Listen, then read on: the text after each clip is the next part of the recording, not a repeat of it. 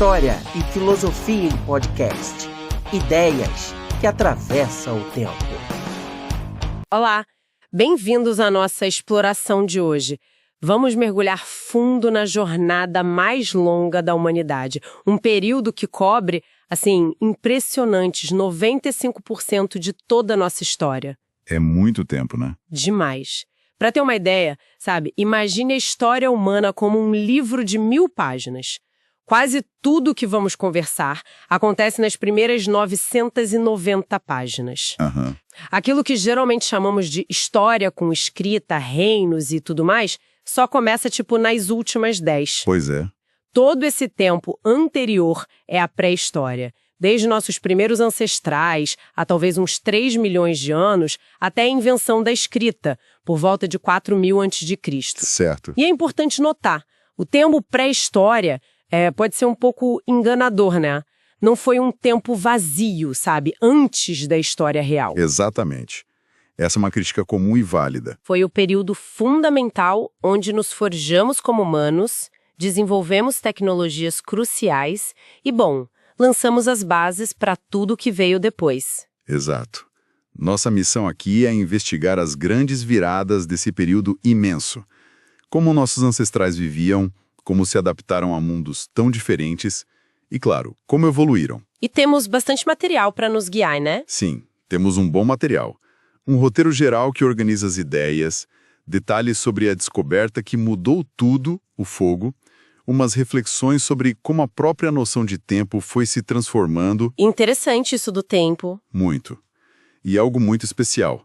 Achados arqueológicos detalhados e, olha, surpreendentes do Nordeste do Brasil. Queremos entender os marcos dessa jornada e, quem sabe, ter um vislumbre de como esses povos viam o mundo e o tempo. De uma forma que hoje nos parece quase alienígena, né? Com certeza. Vamos começar pelo início, então. O Paleolítico, a Idade da Pedra Lascada. É o capítulo mais longo da nossa saga, se estendendo por milhões de anos, até cerca de 10.000 anos AC. O comecinho de tudo, basicamente. Foi aqui que a maior parte da nossa evolução física aconteceu, né? Desde os primeiros hominídeos lá na África, talvez há 7 milhões de anos, que ainda lembravam chimpanzés. Isso, nossos primos distantes. Até o surgimento da nossa espécie, o Homo sapiens. A vida era nômade. Imagine uma existência em constante movimento, carregando só o essencial. Uma mochila nas costas e pé na estrada, literalmente. Exato. Eram caçadores-coletores, dependendo direto do que a natureza oferecia. Viviam em pequenos grupos familiares, imigrando por vastas distâncias, povoando continentes inteiros a partir da África. As ferramentas, claro, refletiam esse modo de vida. Pedras lascadas batendo uma na outra para criar bordas cortantes, ossos, madeira, bem básico, né? Sim. Mas dentro desse longo período, teve uma inovação que não foi só uma ferramenta nova, foi uma revolução completa. O domínio do fogo. Ah, o fogo. Esse sim é um divisor de águas.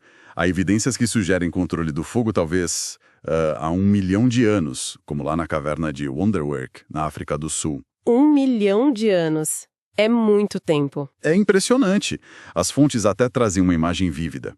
Pense num grupo de Homo erectus, como aquele Izati imaginado na Etiópia há 1,5 milhão de anos.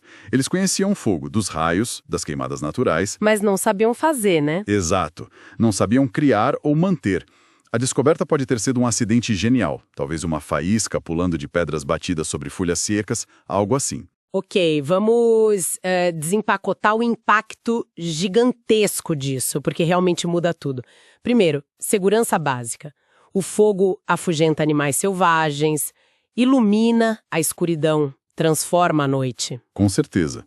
A noite deixa de ser tão perigosa. Segundo, e talvez o mais crucial, alimentação. Cozinhar não só tornou comestíveis alimentos antes indigestos, como grãos e tubérculos. Que crus seriam impossíveis de comer, né? Justamente. Mas também facilitou enormemente a mastigação e a digestão. Isso nos leva ao terceiro ponto, que é onde fica realmente fascinante. O fogo como um acelerador evolutivo. É isso mesmo. A energia extra que sobrava? Comida cozida significa mais calorias e nutrientes absorvidos com menos esforço digestivo. Essa energia extra pôde ser direcionada para outro lugar, como um cérebro maior. Nossos dentes diminuíram, nosso intestino encurtou. O fogo literalmente nos refez física e mentalmente. É uma transformação profunda, sem dúvida, e o fogo teve ainda outras consequências. Pensa na socialização. Ao redor da fogueira, os grupos podiam estender suas atividades noite adentro, compartilhar histórias, fortalecer laços. Era o centro da vida social, né? O happy hour pré-histórico. Quase isso. E, finalmente, a expansão geográfica. O calor do fogo foi essencial para permitir que os humanos migrassem da África para climas muito mais frios na Europa e na Ásia, e eventualmente cruzassem para as Américas. Sem fogo, essa dispersão pelo planeta teria sido muito diferente, talvez impossível na escala que ocorreu, né? Muito diferente, talvez impossível mesmo. Impressionante como uma única descoberta pode ter ramificações tão profundas. E além do fogo, como esses povos se comunicavam e registravam suas vidas sem escrita? Bom, a comunicação começou com sons, gestos, né? Mas evoluiu para algo visualmente muito poderoso e duradouro. As pinturas rupestres, encontradas em cavernas e abrigos rochosos pelo mundo todo. Aquelas imagens incríveis que a gente vê. Exato. E o que é fascinante aqui é que não devemos pensar nisso apenas como arte no nosso sentido moderno, de decoração ou expressão individual, sabe? Era muito mais. Era mais funcional, digamos assim. Sim, era uma forma complexa de registrar o cotidiano, cenas de caça, rituais, talvez mitos, e, crucialmente, de transmitir conhecimento entre gerações. Era a biblioteca visual, a sala de aula de sociedades ágrafas. A internet da época. De certa forma. E como veremos, o Brasil tem exemplos espetaculares disso. Mal posso esperar para chegar nessa parte. Mas antes, milhares de anos se passam. E chegamos a outra grande virada. Por volta de 10.000 a.C. Uma mudança tão radical que a chamamos de Revolução Neolítica, a Idade da Pedra Polida. A segunda grande revolução. Se o humano paleolítico era o viajante com a mochila nas costas, o neolítico é aquele que decide construir uma casa e cultivar um quintal, né? Exato. Uma ótima analogia. A essência dessa revolução é o desenvolvimento da agricultura e a domesticação de animais. Pela primeira vez, os humanos começam a produzir seu próprio alimento, de forma sistemática. Deixam de só coletar e caçar. Isso. Passam a controlar a produção. A consequência mais imediata e transformadora foi o sedentarismo. Os grupos começaram a se fixar em locais favoráveis, geralmente perto de fontes d'água, formando as primeiras aldeias permanentes. E essa mudança de um estilo de vida nômade para um sedentário e agrícola deve ter alterado profundamente não só como viviam, mas como percebiam o próprio mundo, o tempo, não? Com certeza. E aqui temos uma conexão interessante com a percepção do tempo, como explorado por fontes como o trabalho de Whitrow. Sociedades agrícolas passam a depender dos ciclos da natureza de uma forma muito mais intensa e previsível. Plantio, colheita, as estações. Exatamente. Tudo isso ganha uma importância vital. Essa preocupação com ciclos levou ao desenvolvimento de rituais para garantir a fertilidade da terra e, eventualmente, a criação de calendários mais precisos para prever cheias de rios, como no Egito e Mesopotâmia, ou determinar a melhor época para cada atividade agrícola. A vida fica mais ritmada, né? Sim, ritmada pelos ciclos anuais da natureza e não só pelo ciclo diário de busca por comida. O tempo começa a ser medido e antecipado de outra forma. Uma mudança bem profunda na mentalidade. Faz todo sentido. E essa nova vida sedentária e agrícola também impulsionou outras tecnologias, certo? Além da pedra polida. Sim, claro. As ferramentas de pedra continuam importantes, mas agora são polidas, o que as torna mais resistentes, mais eficientes, permite criar formas mais especializadas, como lâminas de machado mais duráveis para derrubar árvores ou enxadas para preparar a terra. Melhora a produtividade. Exato. E surge a cerâmica. A capacidade de criar potes de barro cozido foi fundamental. Sem ela, como armazenar a água ou principalmente os grãos excedentes que a agricultura começou a gerar. Ah, o estoque? Pois é, a cerâmica resolveu o problema do armazenamento em larga escala, essencial para uma sociedade que produz mais do que consome imediatamente. Mas essa receita neolítica, agricultura, domesticação, sedentarismo, cerâmica, foi aplicada da mesma forma em todo lugar? Foi um pacote único. Não exatamente. As fontes mostram variações importantes. Nas Américas, por exemplo, a domesticação de animais foi muito mais limitada. Tirando as lhamas e alpacas nos Andes, não houve a mesma variedade de animais domesticados para tração, leite ou carne como no Velho Mundo. O que isso implicou? Implicou que a caça continuou sendo uma fonte essencial de proteína por muito mais tempo. Além disso, em muitas regiões, a agricultura, sem o adubo animal para fertilizar o solo continuamente, levava ao esgotamento da terra. Ah, então não dava para ficar no mesmo lugar para sempre. Muitas vezes não. Isso forçava os grupos a um tipo de semi-nomadismo, mudando suas aldeias e plantações periodicamente. Vemos também adaptações tecnológicas locais incríveis, como no Brasil, com o desenvolvimento de técnicas sofisticadas para processar a mandioca, uma planta nativa. A nossa mandioca. Exato. E transformá-la em farinha e beiju, alimentos básicos por milênios aqui. Uma tecnologia alimentar super adaptada. E falando em Brasil, aqui é onde a história fica realmente interessante e desafiadora, pelo que você disse. Fica assim. As descobertas arqueológicas, especialmente no Nordeste, têm revelado um passado muito mais antigo e complexo do que se imaginava. Fontes como o trabalho da arqueóloga Gabriela Martim destacam sítios com datas que, assim, causam debate, né? Causam bastante debate. Pedra Furada, no Piauí, por exemplo, tem camadas com datações que chegam a mais de 50 mil anos atrás. A Toca da Esperança, na Bahia, tem indicações ainda mais antigas. É preciso dizer que essas datas muito recuadas ainda são alvo de muita discussão na comunidade científica, claro. Mas mesmo as datas mais aceitas já são antigas, né? Exato. Mesmo as ocupações confirmadas em vários locais do Nordeste, datando de 10 a 12 mil anos atrás, já são extremamente significativas. Por quê? Qual a grande importância disso? A importância desses achados, mesmo os de 10, 12 mil anos, é enorme, porque eles desafiam um modelo que por muito tempo foi o único aceito, o de que os primeiros humanos chegaram às Américas exclusivamente pelo Estreito de Bering, vindos da Ásia. A famosa Ponte de Gelo. Essa mesma. E que só teriam alcançado a América do Sul muito mais tarde. Essas descobertas sugerem que a história pode ter sido mais complexa, talvez com múltiplas rotas de entrada, ou uma chegada bem mais antiga do que se pensava. Abre outras possibilidades. Exatamente. E não estamos falando só de datas, mas de gente, de vestígios humanos concretos. Que tipo de vestígios a gente encontra aqui no Brasil dessa época? Olha, temos esqueletos importantes, como o da mulher encontrada perto de São Raimundo Nonato, no Piauí, com cerca de 10 mil anos.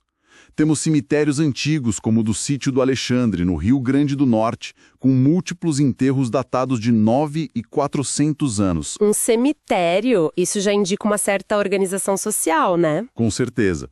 E temos locais que revelam rituais funerários elaborados, como a Furna do Estrago, em Pernambuco. Lá encontraram corpos envoltos em redes ou esteiras, formando fardos funerários, acompanhados de colares. Cuidado com os mortos. Muito cuidado. E o famoso esqueleto de um indivíduo enterrado com uma flauta feita de osso humano, apelidado de O Flautista. Isso mostra uma complexidade social e simbólica impressionante para um período entre 2000 e 1000 anos atrás, mas cujas raízes podem ser bem mais antigas na região. Incrível! E essa complexidade simbólica também aparece na arte rupestre que você mencionou antes, certo? O Nordeste é famoso por isso. Famosíssimo. E com razão. É um tesouro a céu aberto, literalmente. As fontes descrevem principalmente duas grandes tradições artísticas, com estilos bem diferentes. Quais são elas? A mais antiga, chamada tradição Nordeste, pode ter mais de 10 mil anos.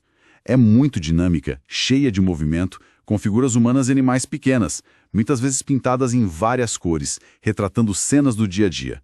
Caça, dança, rituais, sexo, parto. Um retrato da vida deles. Exatamente. Dentro dela, existem variações regionais, como a subtradição Seridó, no Rio Grande do Norte, que tem representações detalhadas de canoas com remadores.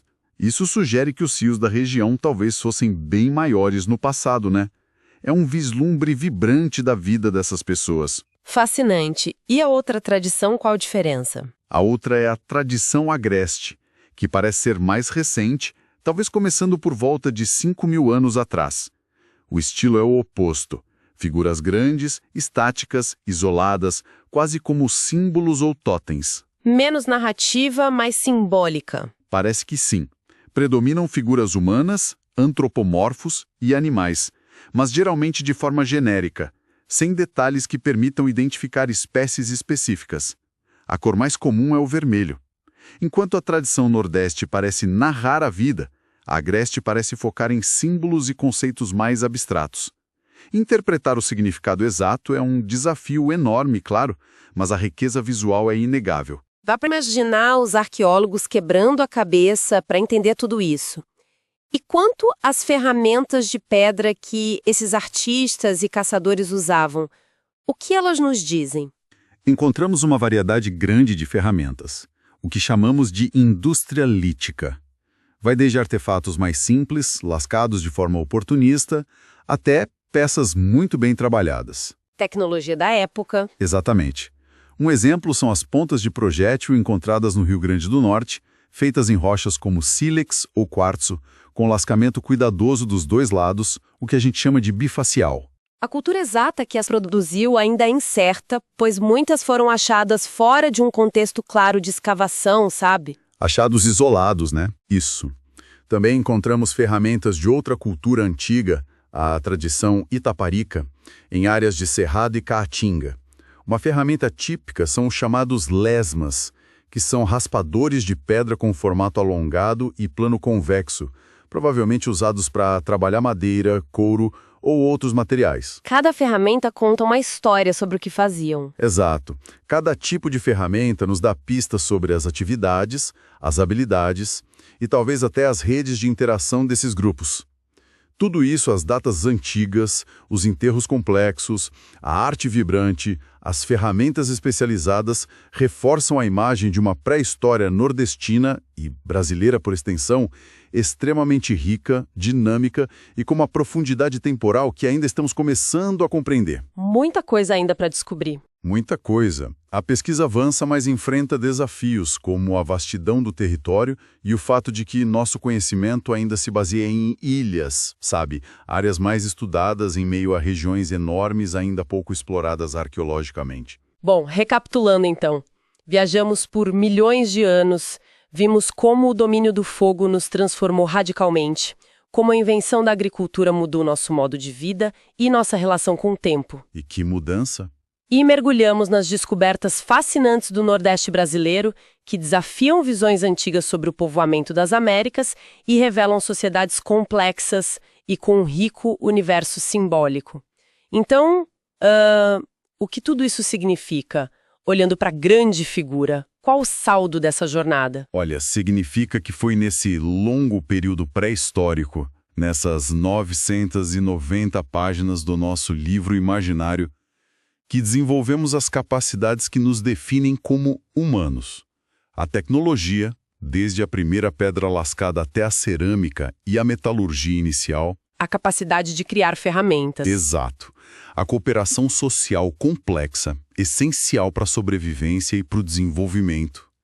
O pensamento simbólico, a capacidade de criar e comunicar significados através da arte e de rituais. E uma incrível adaptabilidade, que nos permitiu ocupar praticamente todos os ambientes do planeta. Nos espalhamos por tudo. Por tudo. E voltando àquela questão do tempo, nossa experiência atual do tempo linear, medido obsessivamente por relógios, focado na eficiência e na velocidade, é uma construção muito recente na história humana. Fontes como Whitlow nos lembram disso. A gente acha que sempre foi assim, né? Mas não foi. Para a maior parte da nossa existência, o tempo foi percebido de formas diferentes, talvez mais cíclico, atrelado aos ritmos da natureza, dia-noite, fases da lua, estações, como nas primeiras sociedades agrícolas que falamos. Ligado à vida prática. Isso. Ou talvez, como sugerido por alguns povos indígenas como os Hopi, com uma concepção menos rígida entre passado, presente e futuro. A invenção do relógio mecânico na Europa medieval e sua disseminação com a Revolução Industrial criaram essa tirania do tempo abstrato e uniforme que vivemos hoje.